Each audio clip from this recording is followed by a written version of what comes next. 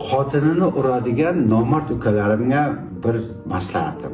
Shu Xudoydek mana shu urgan qo'llaringiz, tepgan oyoqlaringizni sinsa, jazodan oson qutulib qolasiz. Sababi siz o'zingiz bilib bilmay bolalaringizni qalbini sindiryapsiz. Xotiningizni, mana shu ishingizni, barakangizni sindiryapsiz. Bu juda yomon holatlarga olib keladi. Mana shu yoshlikdan urib, mayib qilib, boshqa qilib xotinni kiyib pishirmay yurganlarni ko'rdik. Qizini turmushga bergandan keyin 90% erkak xotinni urmay qo'yar ekan. Endi tushundim qizini turmushga berib xotinni urmasligini deb. Shuning uchun hozir oddiy rashklarni bahona qilib, boshqa narsalar bahona qilib xotinni uryapti. Rashkni bular nima deydi, chiroyli tuyg'uni yo'qqa chiqarib, urib, pachag'ini chiqarib mayib qiladi. Demak, u sevgi emas.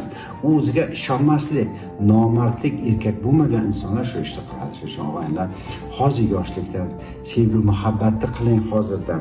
Siz o'ylamang boshqa ayol zo'r bo'zur, shu xotiningiz o'zi ham zo'r.